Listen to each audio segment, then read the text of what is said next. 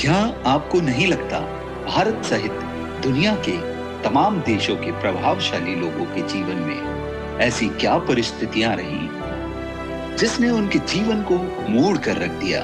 ऐसे सभी चरित्रों के जीवन परिचय को जानने के लिए देखिए विजन इंडिया।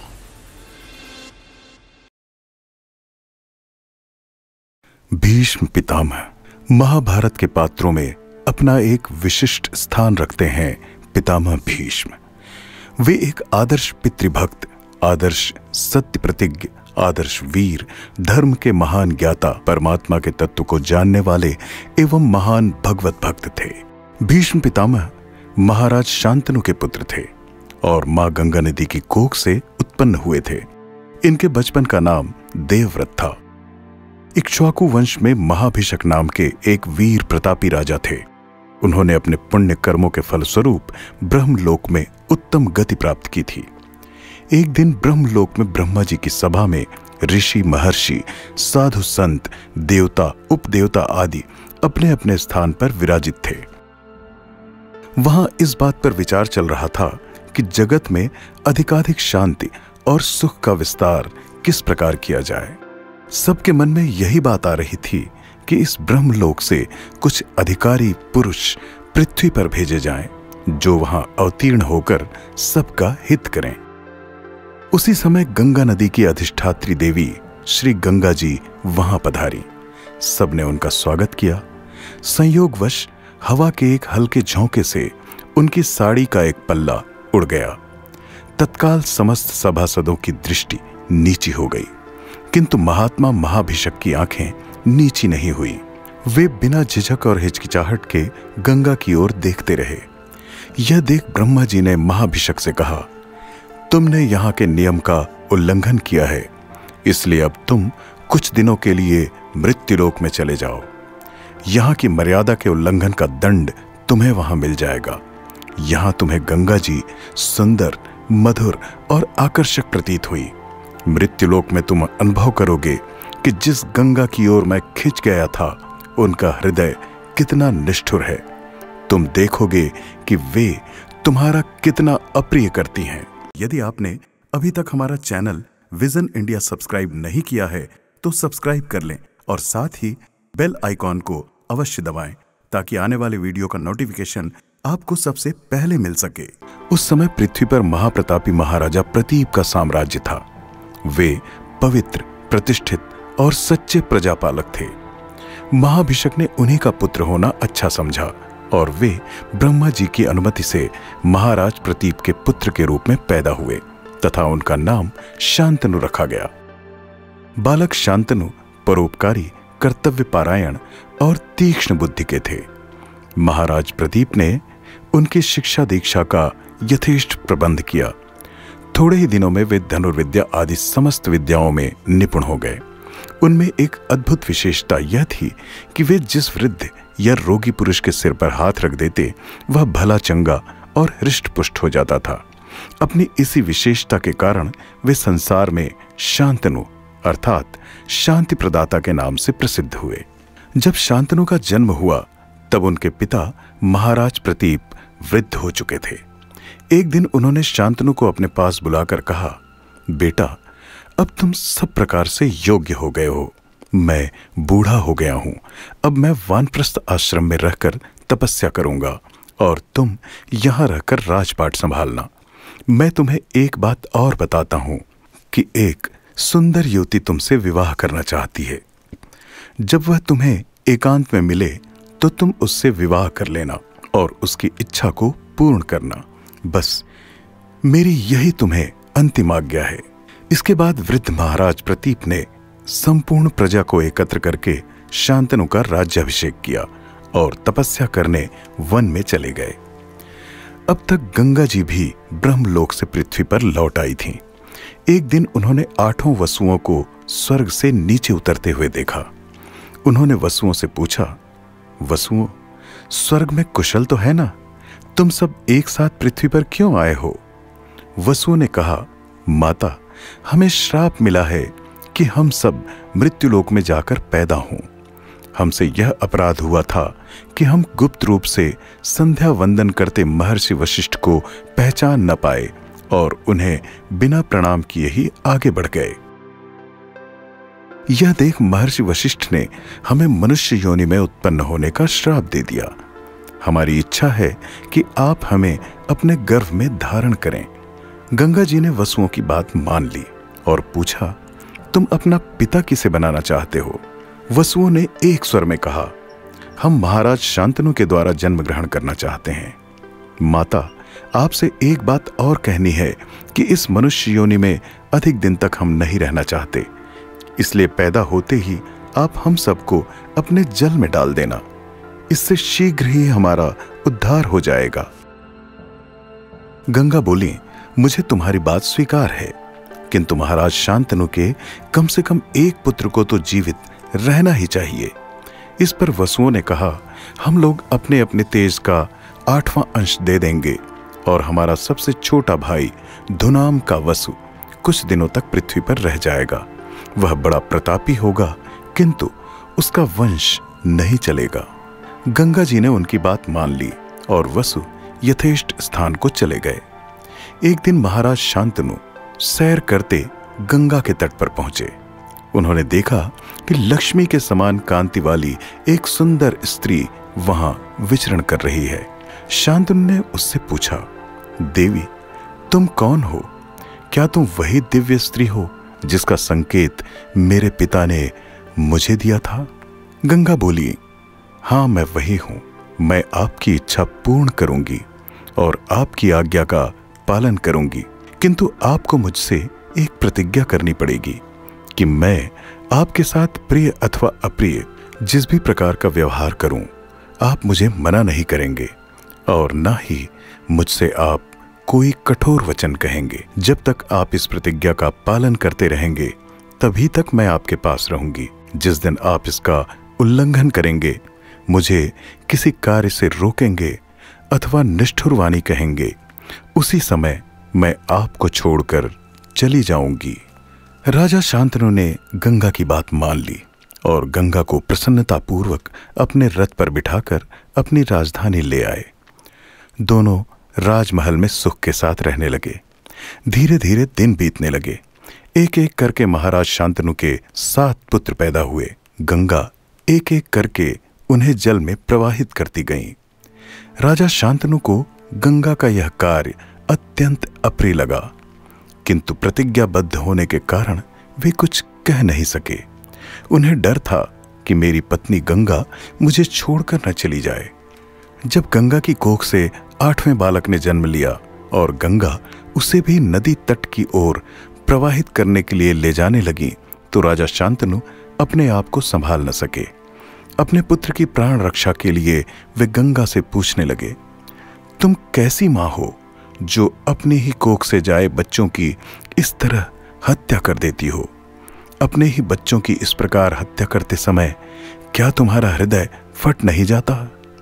तुम हत्यारी और पापिन हो। मुझे बताओ, तुम कौन हो? तुम्हारा असली परिचय क्या है? गंगा ने उत्तर देते हुए कहा, महाराज, आप इस पुत्र को रखना चाहें तो प्रसन्नतापूर्वक रखें। मैं अब इसे प्रवाहित नहीं करूंगी।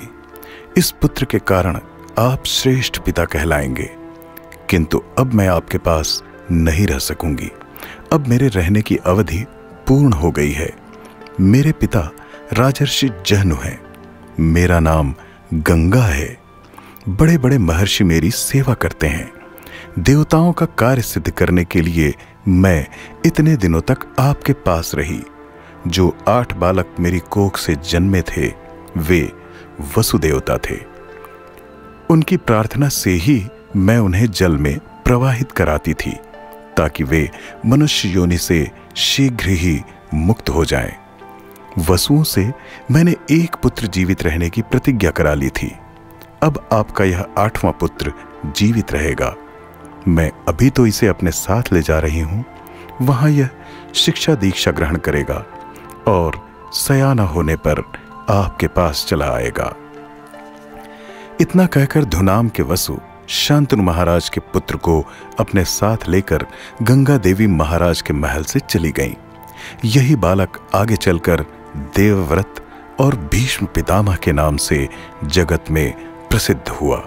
यदि आपने अभी तक हमारा चैनल विजन इंडिया सब्सक्राइब नहीं किया है तो सब्सक्राइब कर लें और साथ ही बेल आइकॉन को अवश्य दबाएं ताकि आने वाले वीडियो का नोटिफिकेशन आपको सबसे पहले मिल सके।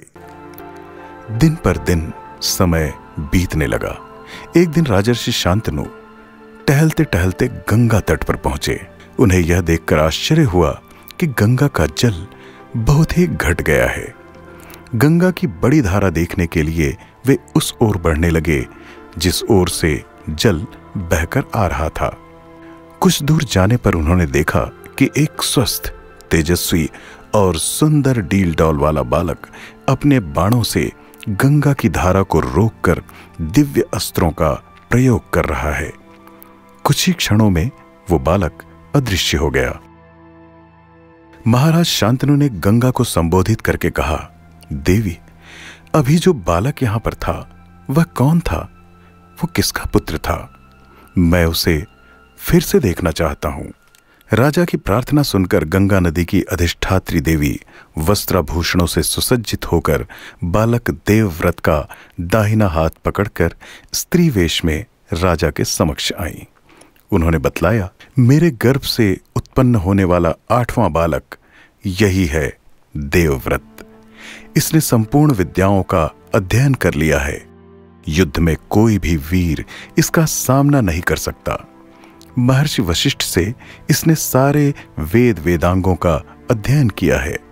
असुरों के गुरु शुक्राचार्य से और देवताओं के गुरु बृहस्पति से इसने समस्त विद्याएं सीखी हैं। भगवान के अवतार महर्षि परशुराम ने इसे दिव्य और अमोघ अस्त्र शस्त्र दिए हैं। यह संयमी, सदाचारी, तत्वज्ञानी और भगवत ज्ञानी बालक आपका ही पुत्र है। अब मैं इसे आपको सौंपती हूं, आप इसे ले जाइए। अपने पुत्र को पाकर राजा शांतनु को बड़ी प्रसन्नता हुई। वे उसे अपने साथ लेकर अपनी राजधानी में लौट आए। उन्होंने पुत्र देवव्रत को युवराज बना दिया। राजा शांतनु अपने राज्य का सारा भार देवव्रत को सौंपकर स्वच्छंद विचरने लगे। इस प्रकार 4 वर्ष बीत गए। राजा शांतनु के मन में पुनः विषय वासना जागृत हो उठी। एक दिन वे सैर करते करते यमुना के किनारे पहुंचे। वहां एक दिव्य अपूर्व सुगंध फैल रही थी। उस सुगंध से राजा का मन प्रसन्न हो उठा। वे उस सुगंध के स्रोत का पता लगाने के लिए आगे बढ़े। कुछ दूरी पर उन्होंने जल के किनारे एक परम सुंदरी कन्या को देखा। राजा शांतनु ने उससे पूछा, तुम कौन हो और यहाँ किस लिए आई हो? कन्या ने उत्तर दिया, मैं दासराज की पुत्री हूँ और यहाँ से नाव द्वारा आगंतुक यात्रियों को उस पार पहुंचाती हूँ। महाराज शांतनु उस कन्या पर मोहित हो गए। उन्होंने उस कन्या के धर्म पिता निषाद राज के पास जाकर अपनी इच्छा प्रकट की। दासराज निषाद ने कहा, आपको अपनी कन्या देने में मुझे कोई आपत्ति नहीं है महाराज, किंतु मैं चाहता हूँ कि इसके गर्भ से उत्पन्न पुत्र आपके राज्य का उत्तराधिकारी बने। आप उसके होते किसी दूसरी रानी के पुत्र को राजा न बनाएं। महाराज शांतनु गंगा से उत्पन्न पुत्र देवव्रत से बहुत प्रेम करते थे, इसलिए निषाद राज की प्रार्थना को वे पूरा नहीं कर सके और अपनी राजधानी लौट आए। वे उस सुंदरी कन्या को भूल नहीं सके। रह रहकर उन्हें उसकी याद आती थी। जब देवव्रत को यह बात पता चली तो वे दासराज के घर गए। देवव्रत ने अपने पिता के लिए निषाद राज अर्थात दासराज की कन्या सत्यवती की याचना की। दासराज ने देवव्रत से कहा, युवराज, सत्यवती मेरी औरस पुत्री नहीं है। यह धर्मात्मा पुरुष राजा उपरिचर की अयोनिजा कन्या है। महर्षि पाराशर ने कृपा करके इसे सुगंधमय कर दिया है। मैं चाहता हूं कि इससे पैदा हुआ पुत्र आपके राज्य का उत्तराधिकारी बने। युवराज देवव्रत ने प्रतिज्ञापूर्वक कहा, मैं प्रतिज्ञा करता हूं कि तुम्हारी कन्या से जो पुत्र पैदा होगा वही राज्य का उत्तराधिकारी होगा। दासराज ने शंकालु दृष्टि से कहा, संभव है कि आपका पुत्र सत्यवती की संतान को सम्राट होने से वंचित कर दे? देवव्रत बोले, आज से मैं ब्रह्मचारी रहूंगा और कभी विवाह नहीं करूंगा। देवव्रत की यह दृढ़ प्रतिज्ञा सुनकर अंतरिक्ष के सभी ऋषि और देवता प्रसन्न होकर देवव्रत पर पुष्प वर्षा करने लगे और यह भीष्म है, यह भीष्म है कहते हुए देवव्रत की प्रशंसा करने लगे। उस दिन अविवाहित रहने की भीषण प्रतिज्ञा के कारण देवव्रत का नाम भीष्म पड़ा। दासराज अर्थात निषाद राज की अनुमति ले वे उनकी पुत्री सत्यवती को रथ पर बिठाकर हस्तिनापुर लौट आए। सत्यवती को अपने सम्मुख पाकर महाराज शांतनु प्रसन्नता से फूले नहीं समाये। उन्होंने भीष्म के कार्य से प्रसन्न होकर भीष्म को इच्छा मृत्यु का वरदान देते हुए कहा, भीष्म, जब तक तुम्हारे हृदय में जीने की इच्छा रहेगी तब तक मृत्यु तुम्हारे शरीर का स्पर्श नहीं कर सकेगी। जब तुम अपनी मृत्यु को आज्ञा दोगे तभी वह तुम्हारे अवसान की अनुमति प्राप्त करेगी। शुभ मुहूर्त में राजा शांतनु का सत्यवती के साथ विवाह संपन्न हुआ। इसके उपरांत कई दिन बीत गए। महाराज शांतनु की इच्छा थी कि मैं और विवाह करूं तथा मेरे भीष्म के समान बलिष्ठ और दीर्घजीवी अनेक संतानें हों। समयानुसार उन्हें संतान की प्राप्ति भी हुई, किंतु एक दिन मृत्यु ने उन्हें आ घेरा और वे इस दुनिया से चल बसे। देवव्रत अर्थात भीष्म के अलावा दिवंगत महाराज शांतनु के 2 पुत्र और थे। इनमें से एक का नाम चित्रांगद था और दूसरे का नाम विचित्रवीर्य था। सत्यवती की आज्ञा से भीष्म ने बड़े पुत्र चित्रांगद को हस्तिनापुर के सिंहासन पर बिठाया। चित्रांगद बलशाली और उत्साही युवक थे। उन्हें अपनी भुजाओं पर बड़ा अभिमान था। पृथ्वी के सभी राजाओं को एक एक कर उन्होंने परास्त कर डाला था। एक दिन चित्रांगद राजा को चित्रांगद नाम का ही एक गंधर्व महाबली वीर मिल गया। दोनों के बीच कुरुक्षेत्र में सरस्वती नदी के तट पर 3 वर्ष तक लगातार भयंकर युद्ध होता रहा। अंततः हस्तिनापुर नरेश चित्रांगद हार गए और गंधर्व शूरवीर चित्रांगद की विजय हुई। इस युद्ध में सत्यवती पुत्र चित्रांगद ने वीर गति पाई। चित्रांगद की मृत्यु के बाद सत्यवती की आज्ञा से विचित्रवीर्य को हस्तिनापुर के राज सिंहासन पर बिठाया गया। विचित्रवीर्य अवयस्क थे, किशोर थे। भीष्म उनकी देखभाल व रक्षा करते थे। सत्यवती की इच्छा थी कि मेरे पुत्र का विवाह हो जाए और घर में बच्चे हो जाएं। सत्यवती ने विचित्रवीर्य के विवाह के लिए भीष्म से कहा। भीष्म को पता चला कि काशी के राजा की 3 पुत्रियां अप्सराओं के समान सुंदर हैं और उनका स्वयंवर होने वाला है।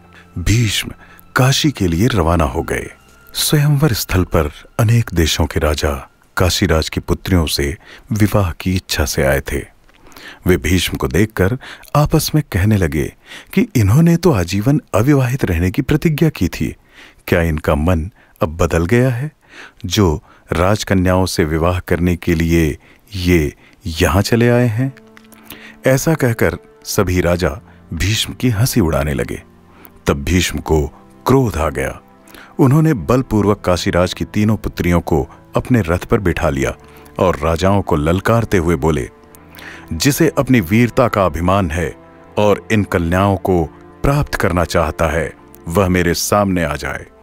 कई राजाओं ने भीष्म की इस चुनौती को स्वीकार किया और भीष्म से युद्ध करने लगे। वे सभी भीष्म से परास्त हो गए। अंत में शाल्व राजा भी युद्ध करने आया, किंतु उसे भी भीष्म ने पराजित कर दिया। भीष्म काशी नरेश की 3 राजकुमारियों को अपने साथ लेकर हस्तिनापुर लौट आए। 3 राजकन्याओं को उन्होंने अपनी छोटी बहन की तरह, पुत्री और पुत्रवधू की तरह माना। ये 3 कन्याएं भीष्म ने विचित्रवीर्य को सौंप दी। अब राजा विचित्रवीर्य के साथ इन 3 के विवाह की तैयारियां की जाने लगी। काशी नरेश की इन 3 पुत्रियों में बड़ी पुत्री का नाम अंबा था तथा दोनों छोटी पुत्रियों के नाम अंबिका और अंबालिका थे। विवाह के पूर्व अंबा ने भीष्म से कहा, मैंने स्वयंवर के समय मन ही मन सौभपति महाराज शाल्व को अपना पति मान लिया था। धर्मतः वही मेरे स्वामी हैं। मेरे पिता का यही विचार था, अतः आप ऐसी व्यवस्था कीजिए कि मेरे धर्म की हानि न हो। अंबा की विनती मान भीष्म ने उसे राजा शाल्व के पास भेज दिया और अंबिका व अंबालिका का विवाह विचित्रवीर्य के साथ कर दिया। विचित्रवीर्य अपनी इन दोनों रानियों के साथ गृहस्थ का सुख भोगने लगे।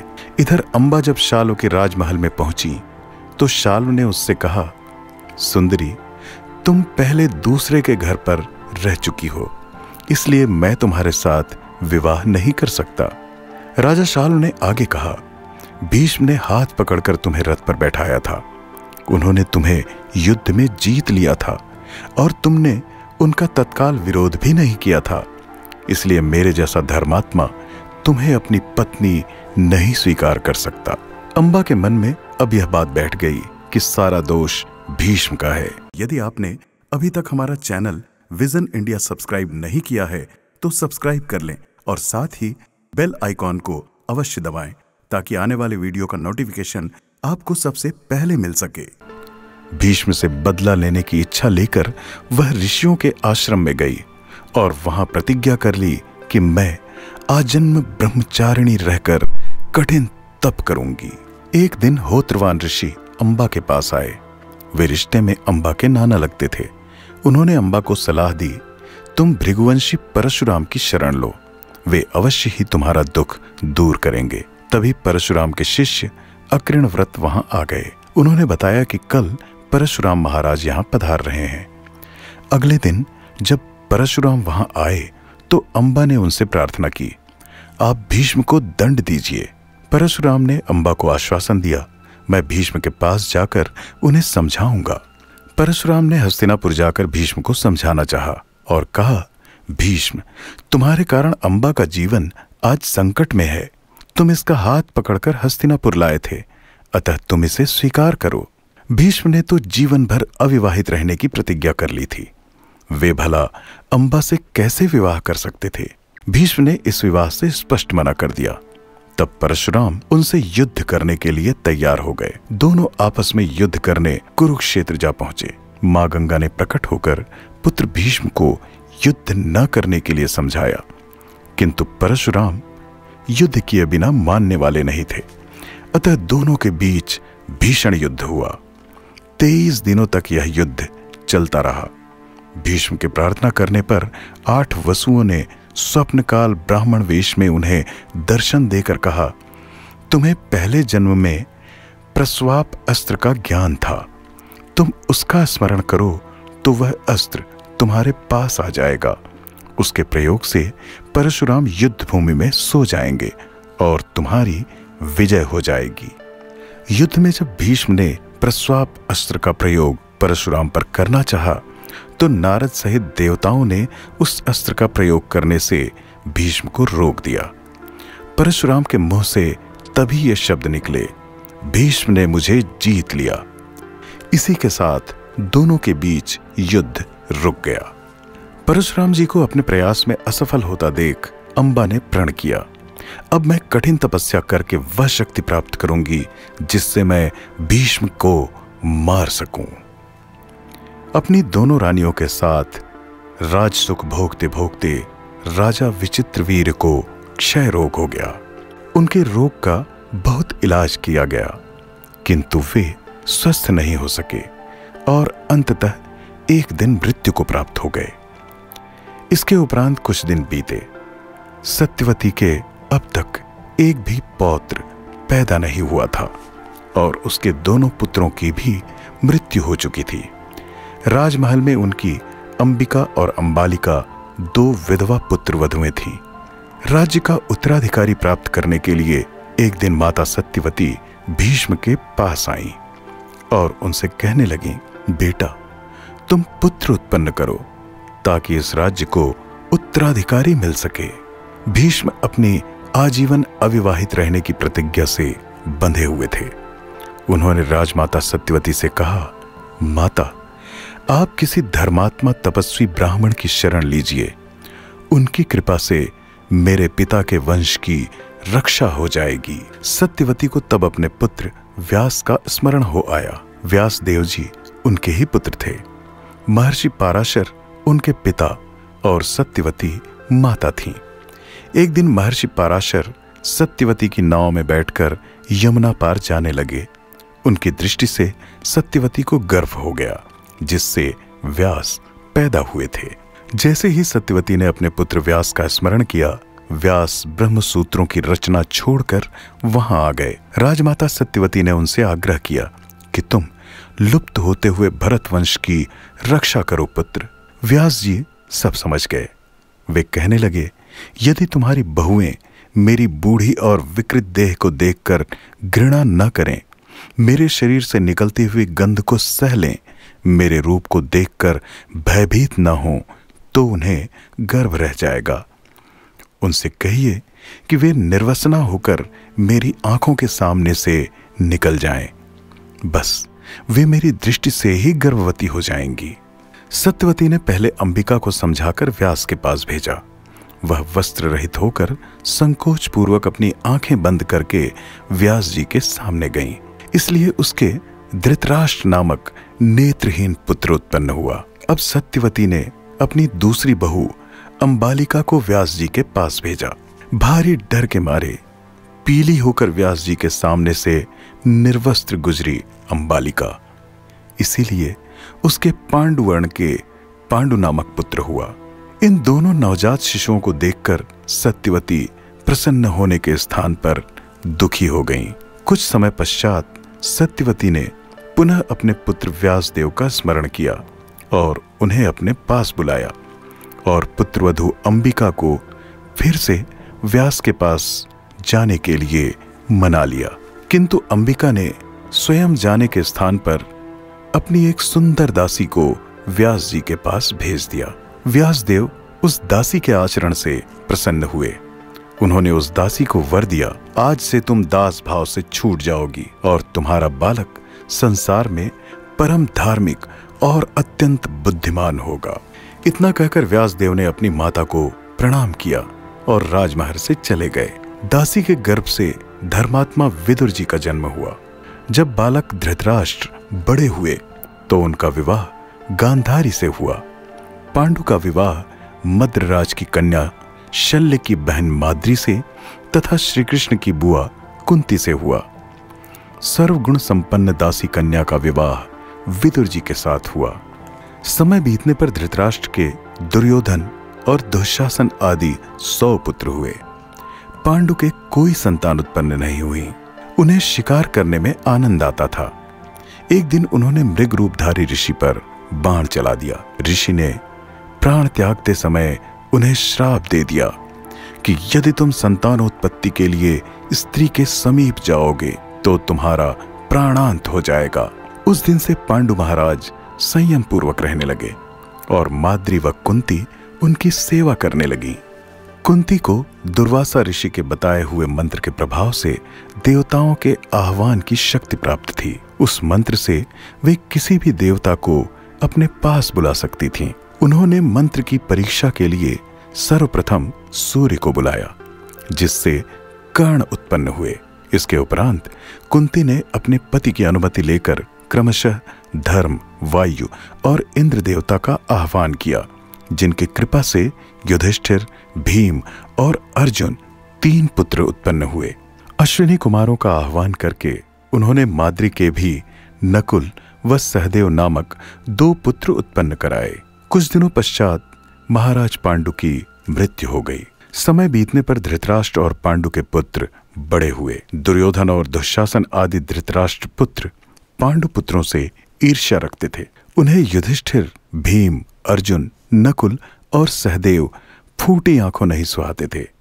जबकि वृद्ध भीष्म पितामह अक्सर धृतराष्ट्र पुत्रों को समझाया करते थे कि अर्जुन और भीम आदि तुम्हारे भाई हैं, तुम्हें उनके साथ प्रेम का व्यवहार करना चाहिए।